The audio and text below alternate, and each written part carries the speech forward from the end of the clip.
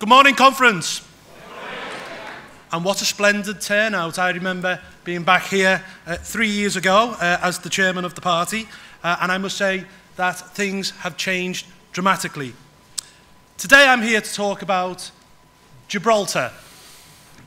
Now, Gibraltar is a small, landlocked area on the southern tip of Spain. It's been linked to Britain for over 300 years via the Treaty of Utrecht. It's been a key outpost ever since. Indeed, during the Second World War, it was vital as the gateway to the Mediterranean. The Gibraltarians are resolutely British. Indeed, they voted in 2 referendums, one in 1967 and one in 2002, by a massive majority of 99% to remain British. And I believe that we, as UKIP, should reciprocate that loyalty at a time when Gibraltar is facing Spanish aggression.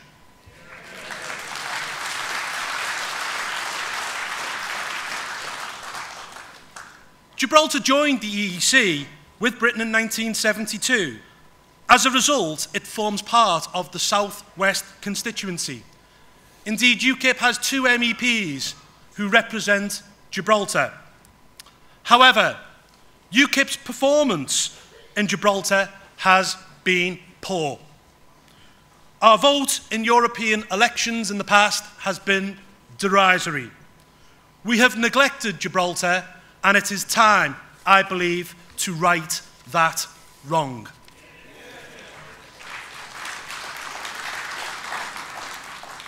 I believe the time has come to forge closer ties with our Gibraltarian cousins, and I can announce today that UKIP will be registering as a political party in Gibraltar and will be standing in parliamentary elections from now on in.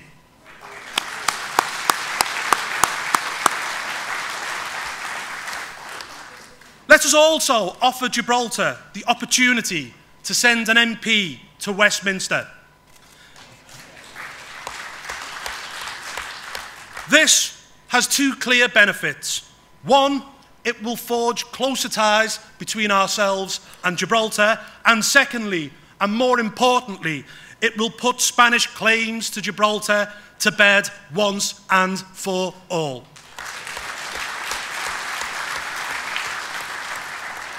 But I personally wouldn't stop there. Why not offer the same opportunity to all of the British overseas territories? Let us give the loyal Falklanders their own MP in Parliament. And let's offer it too, referendums to the Crown dependencies, the Channel Islands. Let's give them all the opportunity to forge closer links with the UK and have representation in Westminster.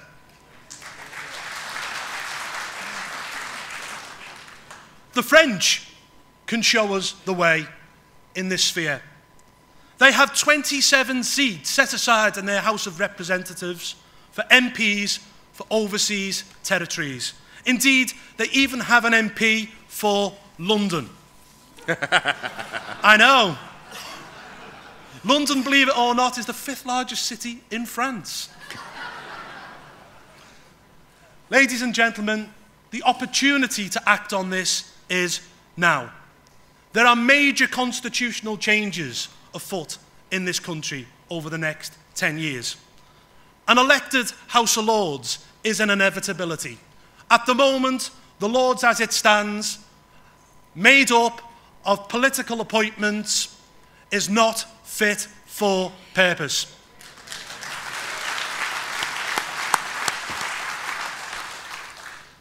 The Scottish independence debate has highlighted the flaws in our system of devolution. It cannot be right, ladies and gentlemen, that the Scottish have their own parliament, that the Welsh have their own assembly, and that the Northern Irish have an assembly too, yet there is nothing for the English.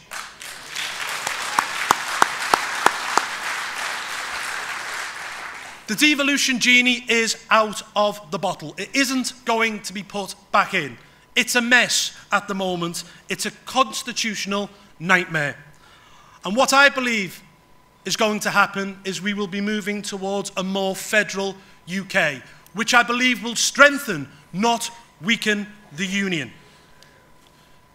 I envisage, and I sincerely hope, that Gibraltar will form part of that ever stronger Union in the future. We, ladies and gentlemen, have to be the outriders on issues like this. We have to lead the political debate and not follow. The changes which are afoot over the next decade are going to be larger than anything in the past 100 years constitutionally. And I want UKIP to be at the forefront in support of a stronger union, a union with a parliament at Westminster dealing with non-devolved issues, yet assemblies and parliaments dealing with devolved issues. I think that makes sense. Ladies and gentlemen, we cannot go backwards. The only way is forwards, and to do so and to win, we must think out of the box.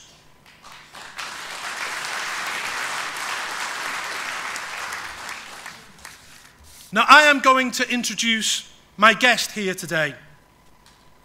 His name is Joe Caruana.